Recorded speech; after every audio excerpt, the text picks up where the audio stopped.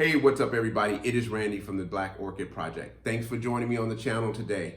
So you got a new orchid and you're worrying about killing it because you don't have a green thumb. You killed the last one. I bet you didn't kill it. You just thought you killed it. And you're worried about what's going to happen to this one. Well, you found the right place because in this video, I am going to show you some basics on how to keep this plant happy and healthy while it's in its first bloom. So stick around.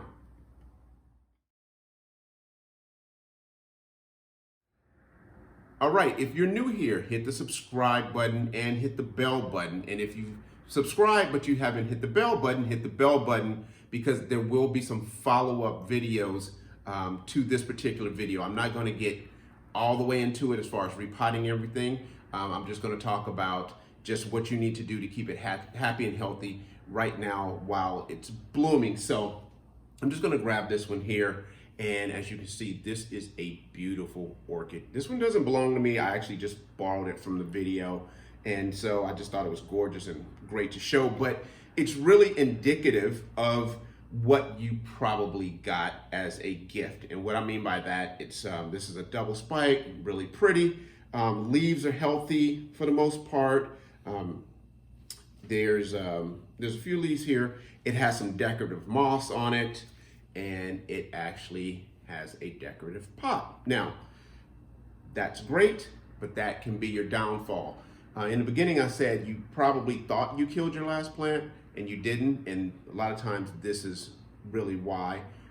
And the flowers fell off and you thought you killed it, but you didn't. So just remember, first things first, this is a plant. It is not a flower, or it is a plant that blooms flowers. So as sad as it is, these will drop and there's nothing you can do about it. There's no keeping the flowers. And so in the past, a lot of people would think that these are supposed to stay and they would drop the flowers and they would think that they killed the plant. In reality, they actually didn't kill the plant. It goes through a cycle and it will put out more spikes and it will put out more flowers, usually about once a year, depending on where you live. Now, like I said, the first thing you want to do when you get it home is I want you to take out the moss. Now, I don't want you to take it out for good, so you don't have to get rid of it because it is pretty, but I want you to just kind of put your finger in there and see if there's any moisture. If it's dry, I want you to water it. And stick around. I'm going to show you how to water this particular plant in just a bit.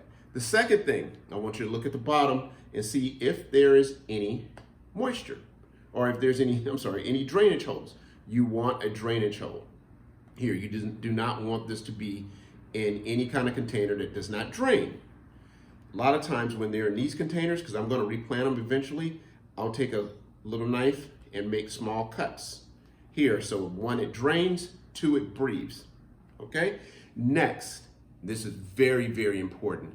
Look at your decorative pot. Is there a hole at the bottom? Usually there is not. So that is your biggest culprit in your plant going bad or dying or going downhill on you. So what you want to do is first, like I said, see if there's a hole. If there's no hole, then you know this is just a decorative holder for your plant, and you never want to replant it in here, and you never want to just fill this up with water and keep it in here, okay? So that is the first thing. Check the soil. Next, check the pot.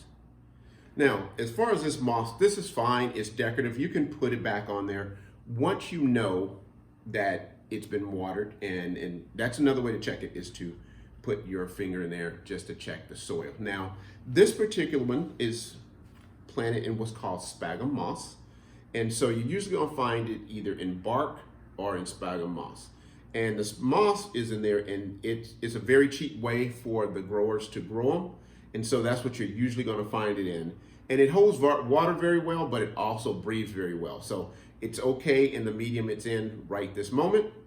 You just want to make sure that it has some moisture to it. Now, that being said, you want to let your plant dry out. You don't want to keep this wet all the time.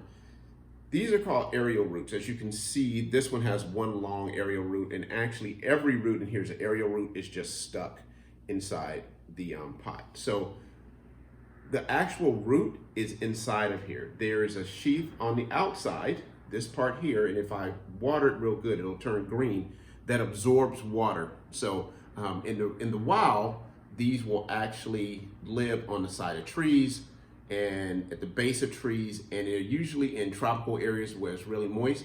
They suck water out of the air. This is just a sponge for water. It sucks it out the air and holds it here, and it feeds the root, which runs through the inside of here. So that's why one way you can tell if it's time to water is by looking at your roots. If you look at your roots and they're gray and they're dried, almost like a sponge that's sitting on your counter, when it dries up, it soaks, and you can look and go, oh, that sponge is dry. Same thing with these. When these have enough water, they get plump, and they actually just hold the water to feed the roots. So like I said, you could literally take this out, hang it up, and if you missed it a couple of times a day, it will live fine. It does not need to be inside any type of medium for the most part. Okay, so just know that. So by understanding that, you can better understand that you don't need to keep this thing wet. It's not like other plants that the roots actually dry out, and if they dry out too much, it starts to die. This one will actually hold its own water. So just keep an eye on that. So what I usually do is I will keep an eye on it. I'll walk by and touch it. If it's still moist, definitely don't water it. If I come back in a couple of days and the top is a little crunchy, and it'll get crunchy. If it's a little crunchy, then you know, okay, it's starting to dry out. Let it dry out for a couple of days. That way you know it's dry, you know it's not going to be overwatered, and then go on and water it again. Stick around to the end. I'm going to show you how to water this plant. Now, this is a Phalaenopsis, and this video only applies to Phalaenopsis. There's a lot of different orchids out there. These are the most common, especially that's given for gifts. And so that's why I kind of concentrate on these. They're very easy, and they're just kind of a beginner's one, and I just love them. And so that's why I kind of stick to it, because with some of the other ones, you really have to take a lot of care of them and be very particular about their climate and things like that. The thing about these is most of the time, people kill them because they overcare for them. Again, they overwater them, different things like that. So just first and foremost, I want you to not worry, kind of relax, and just know if you watch me, watch other people that you find online, do some reading, your plant is going to be 100% fine. Now, the next thing is you can't always control when these fall. And what I mean by that is, like I said, they're going to fall eventually, so you can't stop it. Sometimes you'll get it home and they will start to fall within a couple of days, okay? Again, that's still not something that you did. Some of them can be very temperamental to climate. So if they came out of a place that was really warm and you put them in an air-conditioned house, that climate change will cause them to kind of go into a little bit of shock. And what they'll do is start to drop their flowers. And so like this one is going to start to drop this flower first, and then this one, and it drops from the bottom to the end because that's the way they bloom. They'll bloom from the bottom to the very end. So if that happens, don't be mad at yourself. Don't be upset. Don't think it's something that you personally did. It could literally just be a climate change. Okay, so there's a chance that can happen. It's not a good chance, but there's a chance. Okay, 2, going from different lighting conditions. So it might have been in a greenhouse with a lot of light at the grower or where it was purchased, at the nursery or wherever. Then you get it home and you put it somewhere a little bit darker. It might have to acclimate to that. Now, that also works in reverse. If it's been in a store or something where it's inside, it's not getting a lot of direct sunlight, and you bring it home and put it in your windowsill, there's a good chance that it might get too much sun. And just that shock of the sun can cause it to start to drop its blooms. So again, don't be upset with that. What we want to watch closely is the leaves and the roots. Leaves and roots are what's going to tell you the most about your plant. If your plant is a nice deep green, really deep green, that means that it's getting enough sun. If it's light green, then it means it's getting too little sun. Sorry, it means it's getting too little sun a lot of times if it's light green. So you can watch your leaves, and they will tell you if it's getting to be too much sun or too little sun. So my suggestion for that is to just put it somewhere in indirect sunlight. South-facing windows are the best. East-facing, you're going to get some morning sun. Obviously, west-facing, here in the States, because I realize I have a lot of people from other countries. Here in the States, we get west sun, and that's going to be the hottest part of the day. So if you just get it away from the window, but close to the window, so it's getting sunlight, but not direct light, you're probably going to be 100% fine with that. Now, if your light leaves, and this is very important, if your leaves are light green or yellow, and you go, oh my gosh, there's too much, I'm just not getting enough sun, do not put your plant outside. These do not do well outside in conditions that's not controlled. So, you say, I'm gonna put it outside like any other plant so it can get some sun. It will sunburn. They sunburn really, really easy. And once they sunburn, it's hard to recover them or recover the leaves that get sunburned. It's almost impossible. Also, if you're in a cold climate, don't put it outside below probably 48 degrees because, again, the roots and the leaves hold a lot of water and they will freeze, or the water will get so cold way before the freezing point that it will kill off your leaves and they'll get floppy and things like that. So again, just a nice indirect sunlight, especially while it's in bloom, and you'll be fine. Now let's get to the part that you stuck around for, and that is the watering of your plant. That's one of the biggest questions I get is how often do you water your plants and how much do you water your plants? I soak water my plants. And so it depends. I have some very small plants, like some seedlings, and right now in the heat and where they're located, I literally have to soak those things maybe 2 times a week because they're some very, very small plants. Some of my bigger plants, I can soak them and they'll go 2 weeks. And so there's no timeline as to how often you water your plant, but you just want to make sure, again, that you let it dry out a little bit. Letting it dry out is better than keeping it wet all the time, but you just touch it and you will feel it. Now, we all get the question, can I use ice cubes? Don't use ice cubes. The whole ice cube concept was brought on as a marketing, I'm not gonna say ploy, but it was a marketing technique for a company to help people not overwater them. And they just felt like if they could drop an ice cube on there, they would be fine. Do not put ice cubes on it. I'm gonna show you in just a second how to water, and it's very easy. One reason you don't top water your plants is water will get caught inside the top here.